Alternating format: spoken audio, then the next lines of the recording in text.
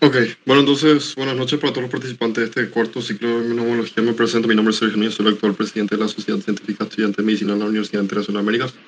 Estamos en presencia del doctor Juan Carlos Hernández, él es médico cirujano, pertenece al staff del grupo CTO de Perú y pertenece también al staff Academia USAMEN. Él estará colaborando en el tema de neumonía, entonces, Juanca, un placer reencontrarnos de nuevo y espero que sea agradable a todos.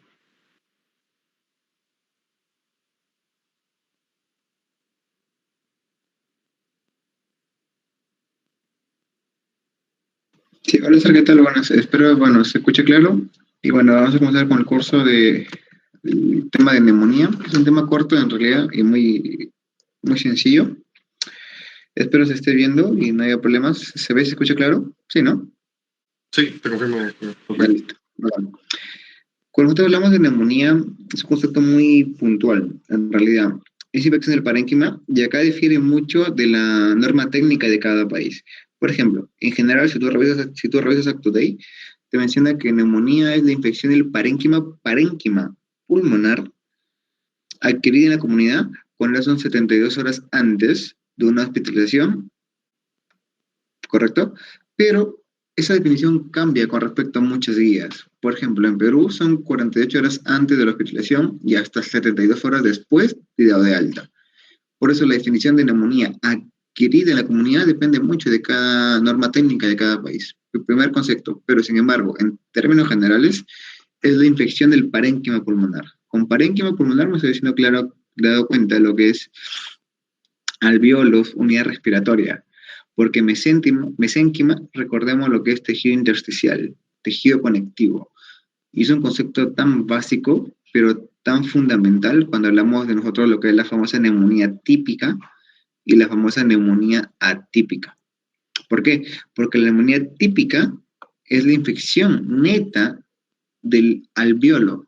En cambio, la atípica es del tejido conectivo.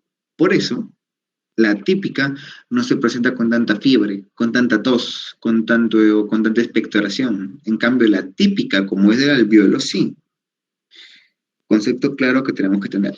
Entonces, si repasamos a grosso modo la base neumológica, recordamos simplemente por la vía respiratoria. Nosotros tenemos lo que es una tráquea, bronquios, bronquiolos, bronquilo terminal, bronquilo respiratorio y saco de alveolos.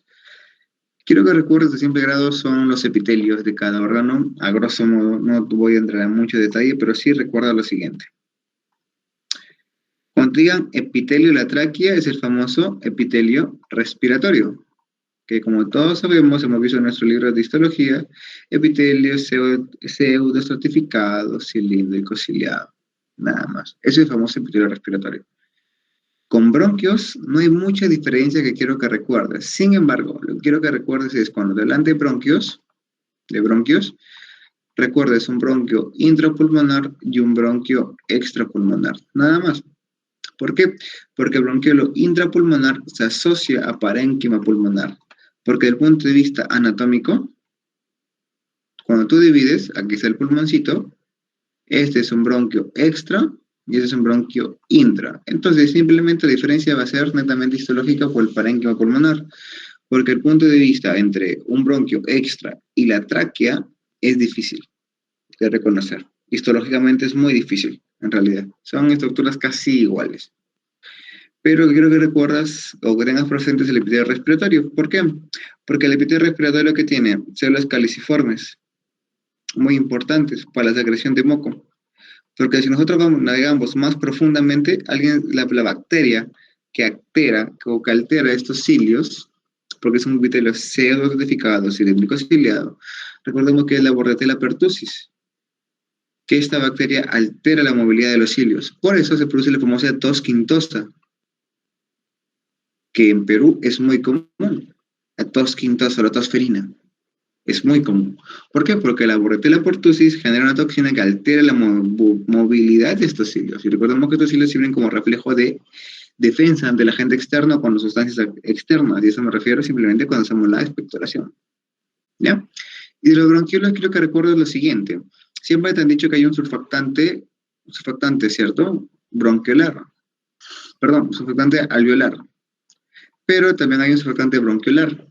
que fue pregunta en la especialidad de residentado acá en Perú, que son las células claras, que se encuentra en los bronquiolos, que estas producen el surfactante, pero bronquiolar. No es como los nemocitos que producen un surfactante alveolar, producen un surfactante bronquiolar que cumple la misma función, disminuir la tensión. ¿Por qué es importante esto? Porque si nosotros recordamos desde el punto de vista anatómico, la histología, las vías aéreas que son superiores hasta acá, hasta bronquiolos, generan mayor resistencia al flujo aéreo. Y en patologías como el asma, esto se ve alterado. Primer concepto. Segundo concepto muy importante que no tenemos que olvidar. Estas células claras te producen surfactante y te producen moco.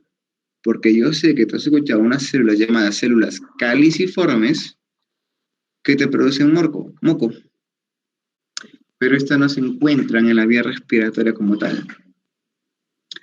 Pero las células claras te producen células surfactantes y células bronquiolares, ¿no? Entonces te produce células de lo que es surfactante y células de moco, mucina. Primer concepto. Tú vas a escuchar las famosas células de Kulczycki, si alguien quiere preguntar o ha leído. Estas células de Kulczycki se encuentran en las vías respiratorias más superiores, vías nasales, aproximadamente, que son células de origen neuroendocrino. No tienen una función muy clara. Pero recuerden, en medicina, todo lo que tiene un nombre raro se pregunta. Células de Kulczycki, células claras. Vamos bajando, ya. ¿Quieres otra característica importante? Los bronquiolos no tienen epitelio cilíndrico. Simple. Perdón, no tiene cartílago hialino. No tiene cartílago hialino. No tiene cartílago hialino. Pero tiene epitelio cilíndrico simple. Ya no tiene epitelio respiratorio, pero tiene epitelio cilíndrico simple. Luego te vas a bronquio terminal, que es la generación exactamente número 16, porque bronquio respiratorio es la generación número 17. No entro en mucho detalle porque recordemos que nosotros tenemos, ¿cuántas generaciones tenemos? Tenemos 23 generaciones. Tenemos 23 ramificaciones. Entonces, la 16, que culmina la vía conductora, es bronquio terminal, y la 17, que es el bronquio respiratorio. Entonces, este es el fin de la conductora y este es el inicio de la respiratoria. Y los ojos alveolos encontramos de la 20 a la 23. Es más, tú vas a encontrar bibliografía que te va a decir que las que son respiratorias propiamente dichas son de 20 a 23, porque te van a mencionar la zona de bronquiola respiratorio de la 17 a la 20 como una zona transitoria en alguna bibliografía. ¿Ya? Entonces, es lo que te estaba explicando. Fosas nasales, faringe, laringe, tráquea, zona conductora y zona respiratoria. La zona conductora termina en la zona 16 y esta en la zona 17. Cabe recalcar que estamos hablando de lo que es la vía respiratoria, que el bronquio derecho es mucho, ya todos sabemos que es mucho más caído, es mucho más vertical, y el bronquio izquierdo es mucho más horizontal. Por tal motivo, es la zona más frecuente del pulmón derecho, la zona de aspiración de cuerpo extraño, siendo más precisamente el lóbulo número 6. El lóbulo número 6 del pulmón derecho es el lugar más frecuente. El lóbulo número 6 es el más frecuente. ¿Por qué? Porque si te preguntan cuál es el lugar más frecuente de granulomas por tuberculosis, es el área 1 y 3, ápico posterior. ¿Por qué? Porque el área número 2 no es frecuente para TBC. Es muy rarísimo, es 1 y 3. Y el número 6 es más frecuente para cuerpo extraño, número más frecuente para accesos, por ejemplo. Y el pulmón derecho es el lugar más frecuente. ¿En qué incidencia es más frecuente el lugar de conocer una aspiración de cuerpo extraño, que es más frecuente en niños, también hay que recordar? Es lo que es la incidencia de inspiración, porque aumenta la caja torácica. ¿Ya? Son conceptos importantes que debemos tener, y recordemos que el surfactante, como mucho en un punto de vista práctico que siempre nos han dicho, disminuye la tensión superficial. Pero si quieres ser más exquisito, es que nosotros tenemos uniones de fuerzas de hidrógeno, enlaces de hidrógeno que son muy fuertes. Sin embargo, el surfactante, al estar ausente, estas puentes de hidrógeno se rompen. Ahora, se alteran también las fuerzas de Van der Waals que te menciona la teoría, pero el componente más importante de los surfactantes, quiero que recuerdes lo que son los lípidos. Aproximadamente, tú vas a leer que es un 88% de producción. Y el componente más importante de los lípidos, que es el más abundante, es lo que es la dipalmitoín-fosfatidilcolina. Dipalmitoín-fosfatidilcolina, que es la cual disminuye la tensión superficial de todo a nivel pulmonar. Ahora, ¿qué pasa cuando esta no se produce o tienes un alumbramiento o tienes un parto prematuro. Que parto prematuro se define cuando es menor de 34 semanas. Entonces, no se produce surfactante. Entonces, esos pulmoncitos del feto no se encuentran maduros y genera ante una enfermedad llamada enfermedad de membrana hialina. Por eso, tú siempre, en tu caso clínico que te pongan en tu examen, en tu banqueo, lo que tú quieras, cuando leas gestante, o leas más menos feto, menor de 34 semanas, nace por parto prematuro, por cesárea, lo que tú quieras, y tiene problema respiratorio, vas a pensar en enfermedad de membrana hialina. ¿Por qué? Porque se altera este mecanismo surfactante, no está maduro. Y el tratamiento es más. Beta-metasona cuando es intraparto, ¿correcto? Es el corticoide de elección. ¿Por qué? Porque su mecanismo de acción de la beta-metasona, a grosso modo quiero que recuerdes que actúa contra unos cuerpos, que son los cuerpos lamelares, que ayuda a la liberación del corticoide, ¿ya? A la liberación del corticoide. Es importante tener en cuenta este concepto porque son muy básicos, pero se te olvida, o a los alumnos se les olvida tener en cuenta. Ahora, ¿qué pasa si te dicen entre 34 y 37 semanas? Tranquilo, normalazo, porque desde el punto de vista teórico, ese pulmón ya está maduro, ¿ya? Pero menor de 34 va a ser corticoides y si se complica con una enfermedad respiratoria, lo que te vas a pasar es enfermedad de membrana hialina. Así, enfermedad de membrana hialina, ¿ya? Muy bien. Ahora, la fase neumológica que quiero que recuerdes, a grosso modo, es lo siguiente. Nada más recuérdame que siempre cuando nosotros inspiramos, el diafragma te desciende y cuando expiramos, el diafragma te asciende. Nada más, quiero que me recuerdes eso. ¿Por qué? Porque este es un proceso netamente activo y este es un proceso netamente pasivo. Este se convierte en un proceso activo cuando tenemos un problema de distrés respiratorio, como lo es la neumonía. ¿Por qué? Porque se utiliza de costado, se utiliza la musculatura, que es así, empieza a ascender y se hace más horizontal. ¿Ya? Y acá te van a preguntar consejos básicos, que son las presiones. La presión al inicio de la inspiración, que es la presión pleural, y la presión alveolar, que es de menos 5, va hasta menos 7.5, y lo que es la presión alveolar de 0 a menos 1, cuando es durante la inspiración. Durante la expiración, esto vuelve a regresar a menos 5 y está más 1. ¿Por qué? Porque hay un gradiente de presiones. Y lo digo muy rápido porque no es parte del tema, pero para que te ubiques, recuerda que el ambiente externo tienes negativo durante la inspiración y cuando estás durante la expiración es positivo. Entonces tú tienes que vencer este gradiente. Por eso la inspiración es más positiva, la expiración o la presión alveolar.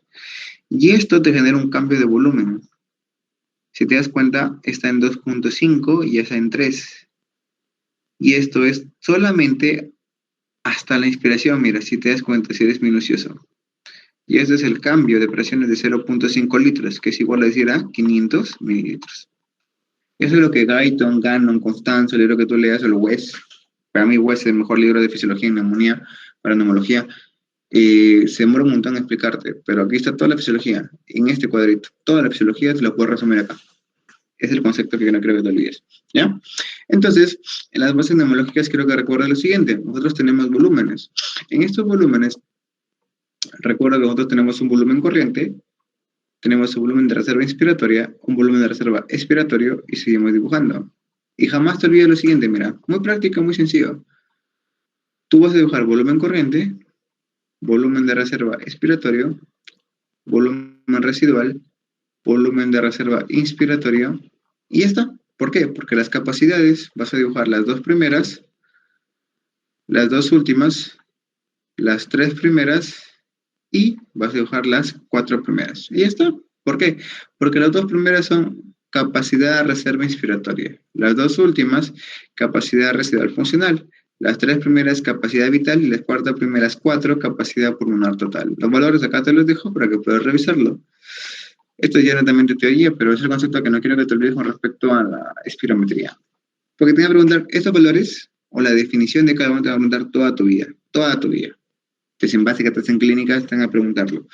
Y es muy sencillo en realidad, pero a veces genera confusiones. Nunca te olvides de aprenderte los cuatro volúmenes y las capacidades salen igual. Dos arriba, dos abajo, las tres primeras y las cuatro últimas. No entro más en detalles. Entonces, cuando nosotros hablamos de neumonía querida en la comunidad, según tienes dos definiciones que no quiero que te olvides. Por ejemplo, según la norma técnica peruana, te menciona aquella infección que ocurre 72 horas antes de tu hospitalización, o aquella que ocurre 48 horas después de tu alta. En cambio, si tú lees, por ejemplo, Acto te menciona que simplemente ocurre 72 hasta 48 horas antes de tu hospitalización. Eso depende mucho de la biografía. Este es para tu norma técnica peruana y este es en general. Pero lo que te van a preguntar siempre son los agentes más frecuentes. Ya, son los agentes más frecuentes. Que no te olvides lo siguiente. No te olvides lo siguiente. ¿Qué pasa si te dicen la causa más frecuente de neumonía que tiene en la comunidad? Vamos a hacer un árbol. Me gusta hacer mucho estos arbolitos porque es más práctico. Por ejemplo, te dicen neumonía. ¿Qué pasa si te dicen, si te preguntan lo siguiente? Mira, la causa más frecuente, a donde vayas, estés en China, lo que tú quieras, la causa más frecuente en general, las secas, es neumococo. Y con neumococo nosotros nos estamos refiriendo al estreptococo pneumoniae, ¿no? Acá. Si te dicen la causa más frecuente en adultos, ¿qué pasa? ¿Qué dirías? Igual, neumococo, estreptococo pneumoniae. Si te dicen la causa más frecuente bacteriana, ojo, bacteriana, en niños menores de 5 años, estreptococo pneumoniae. La causa más frecuente de neumonía, así, en menores de 5 años, que no te pongan la palabra bacteriana, virus sincitial respiratorio, por ejemplo. ¿Qué pasa? Dicen la causa más frecuente o más relacionada de neumonía en niños de 4 meses a 2 años, clamidia trachomatis. ¿Por qué? Porque te dan un cuadro, la neumonía afebril de la infancia. Y tiene una característica muy importante, esta neumonía afebril de la infancia, que sea por clamidia, y te da cuadros de febrícula, ojo, febrícula, te da un patrón intersticial entre la fiebre y te da eosinofilia. Es el dato más característico. Ahora, ¿qué pasa? Dicen, la causa más frecuente de neumonía es un paciente VIH positivo, pero con targa, ojo, con targa, que ya no se debe pronunciar así, también, eso es claro, pero targa lo clásico, simplemente estar actualmente, pero con targa lo clásico, en control, o sea, positivo, bacán, el paciente está estable, es estreptococo neumonía. Pero ¿qué pasa si te dicen por ahí un paciente VIH positivo, pero en mal control? O paciente con estadio SIDA, o un paciente que te dicen, o paciente que te dicen, mira, paciente VIH positivo más un patrón intersticial difuso algodonoso. Neumonitis Girovechi o neumonitis Carini. Tratamiento para este caso es cotrimoxazol, sulfametazol más trimetoprim, tanto profilácticamente como terapéuticamente. ¿Ya? Ahora, ¿qué pasa si te dicen paciente con cuadro respiratorio que tuvo un antecedente de aspiración o de pérdida de conciencia o de convulsión a los 3 días? Anaerobios. Anaerobios, así de sencillo y así de fácil. Anaerobios. ¿Ya? Te dicen, paciente con cuadro respiratorio que a los 7 días o 10 días de clínica, o sea, más subagudo, se asocia lo siguiente, con cuadro de ese tiempo. Dicen, con 7 10 días, pero te dicen, trabaja en oficina, o trabaja en un lugar que te digan aire acondicionado, piensa en la enfermedad del legionario, la legionela. Y eso te da la famosa fiebre de Pontiac, que en jóvenes es frecuente, fiebre de Pontiac, produciéndote clínica de un cuadro febril o un cuadro, perdón, respiratorio alto, una gripe en jóvenes. Pero el dato epidemiológico siempre está, trabaja en oficina, todo lo que tenga que ver con oficina o aire acondicionado, piensa en legionela. Por ejemplo, ¿qué pasa si te dicen lo siguiente? Mira, que es explorador, que trabaja en cuevas. ¿En qué has de pensar? En clamidia pistacio, clamidia citacosis. Ya, clamidia por citacosis. ¿Qué pasa si te dicen se asocia a rash? Se asocia a anemia hemolítica. Piense en Mycoplasma pneumoniae.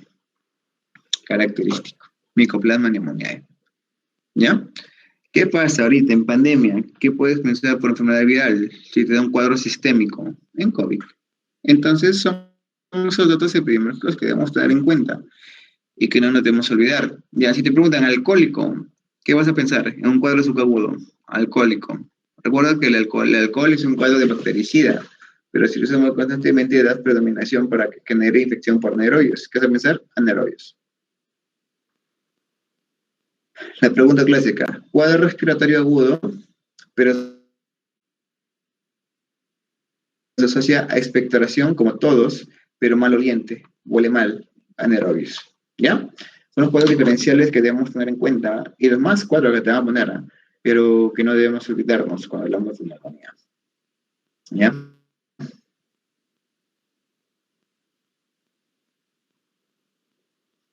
Espero que se estén uniendo, muchachos. Estoy tratando de ser lo más puntual posible.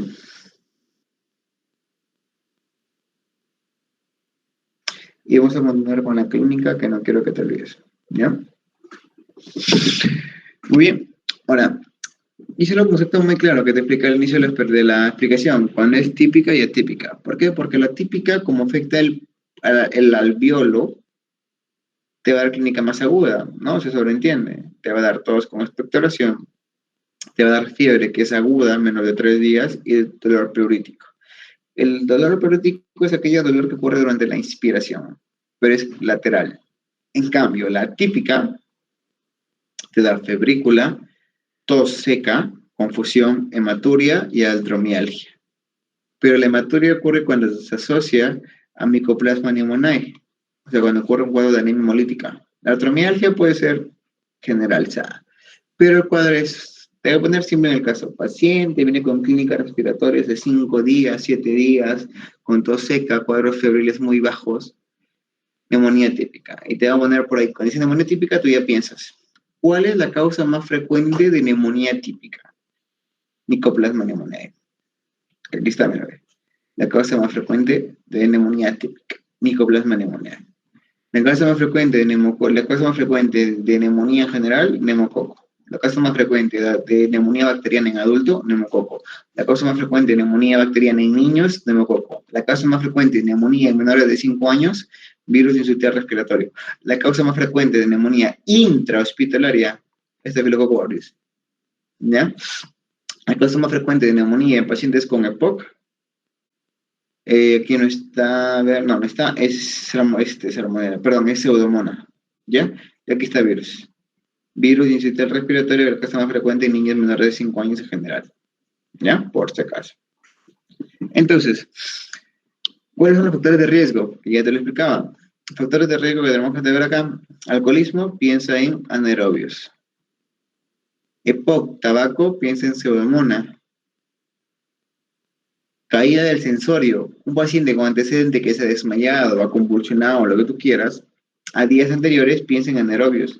¿Por qué? Porque recuerda que siempre hay un reflujo fisiológico, pero en este reflujo fisiológico hay aspiraciones, pero son mínimas.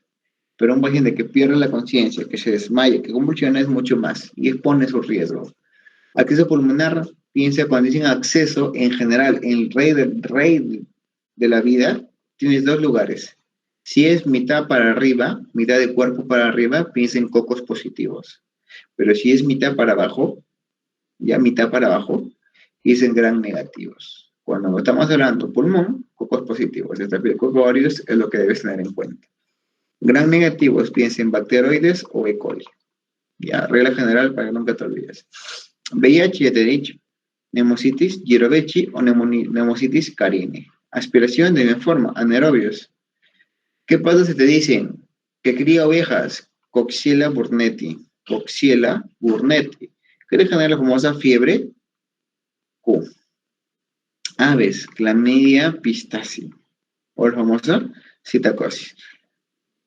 Cuando dicen murciélagos, por ahí piensa, por ahí lejano, Cryptococcus neoformas, pero recuerda que Cryptococcus neoforma también es frecuente en pacientes VIH positivos, ¿ya? También. Pero si te das cuenta, el VIH positivo, te van a poner en el caso clínico, si es por criptococo, tinta china. te va a poner siempre el caso clínico. ¿Ya? En cambio, en los estadios, tienes 4 estadios que semiológicamente van a hablar siempre. Una fase congestiva, fase de hepatización roja, gris y resolución. En estos estadios es por el neumococo, la causa que te están mencionando. Y aquí están los 4 estadios, pero te los dejo ahí para que no te olvides. Pero recuerda que en el primer estadio simplemente hay un exudado. En el estadio de hepatización roja hay eritrocitos, porque es roja. En la hepatización gris hay neutrófilos, porque en la resolución hay macrófagos. Sí, semiológicamente se asocia mucho a una fascia, que es la fascia malar, por neumococo. Quiere decir, el paciente, en el lugar que tiene la afectación pulmonar, tiene un eritema, solamente en ese lado. Sea pulmón derecho, se afecta el cachete derecho, sea izquierdo, izquierdo. Es muy raro encontrarlo, te lo digo, pero semiológicamente se menciona, ¿ya? Se menciona.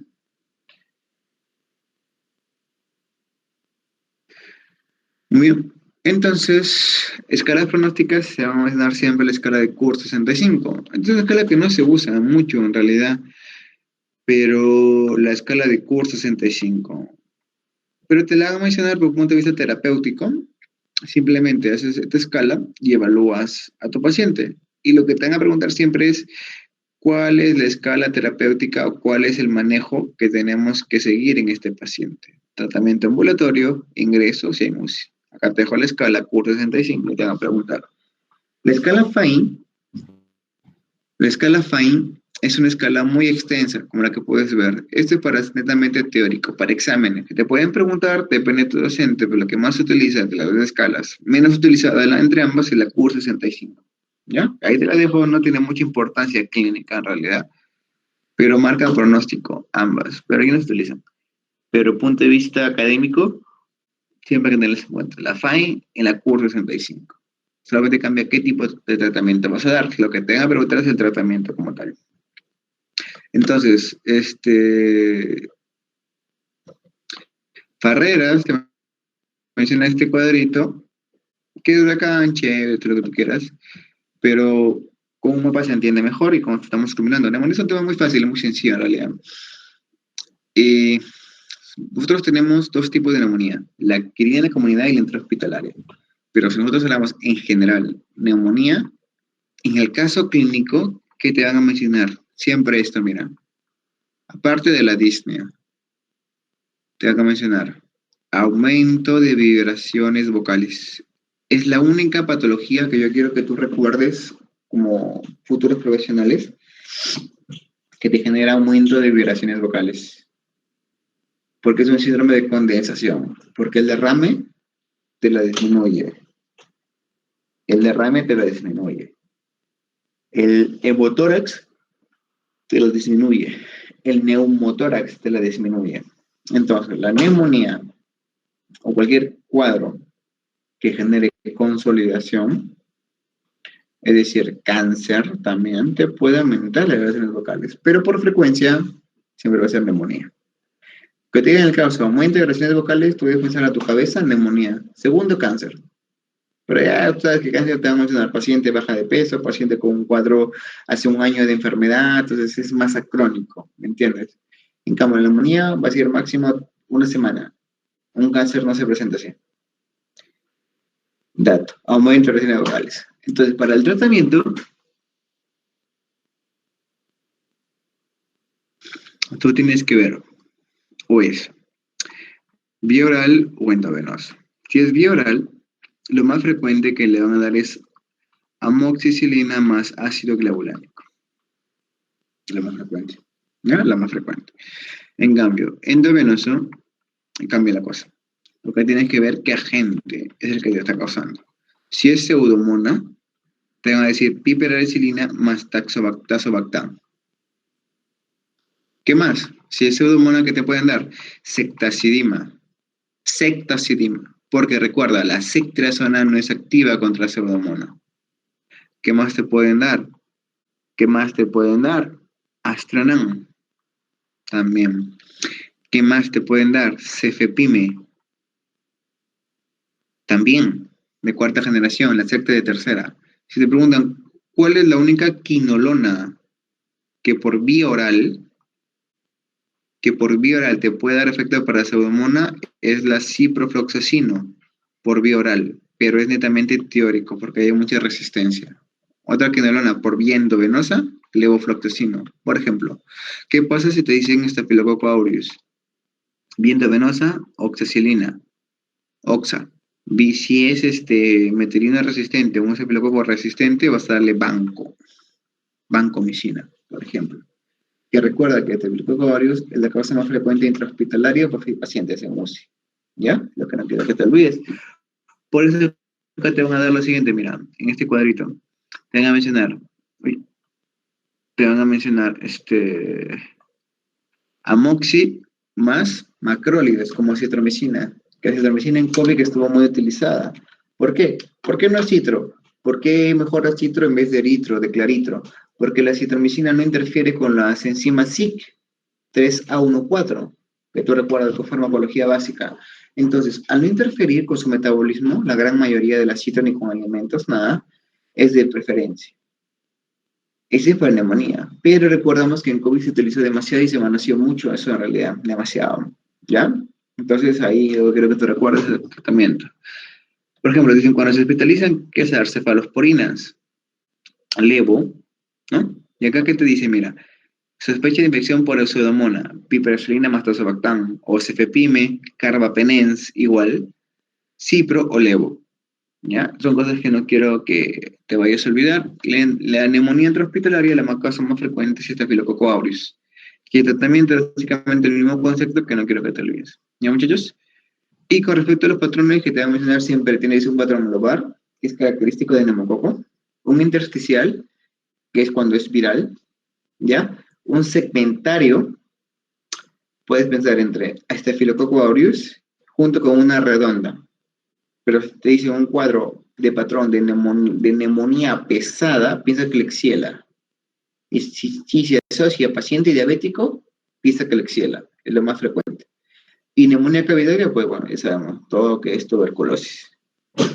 Y bueno, muchachos, con respecto de derrame paraneumónico, recuerda lo siguiente.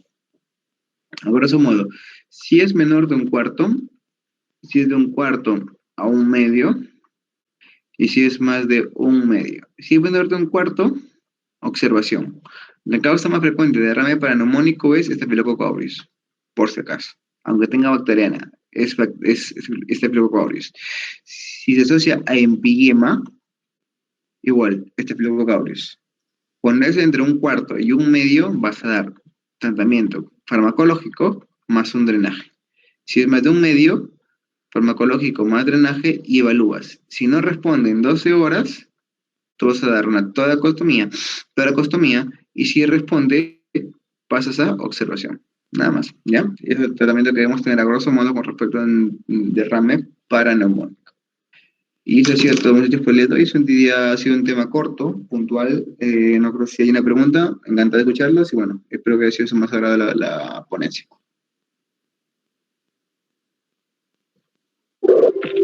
Buenísimo, Juanca. Pueden, como siempre, poner su micrófono o escribir por el chat.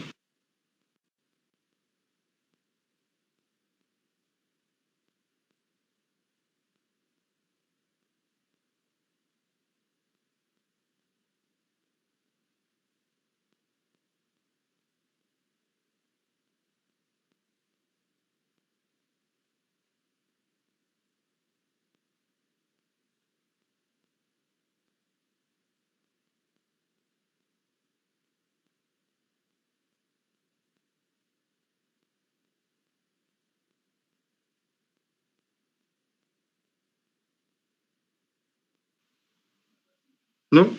Creo que quedó todo claro, entonces, Juanca, la verdad que estuvo bastante completa la conferencia hoy, a pesar de que no haya sido tan extenso. Creo que se entendió bastante lo que se estuvo intentando explicar. Creo yo que también repitiendo el video seguramente se va a poder consolidar un poco más las cosas y nada, yo sé que nos vamos a estar encontrando varias veces, así que por eso no te estoy despidiendo completamente. Sí, chicos.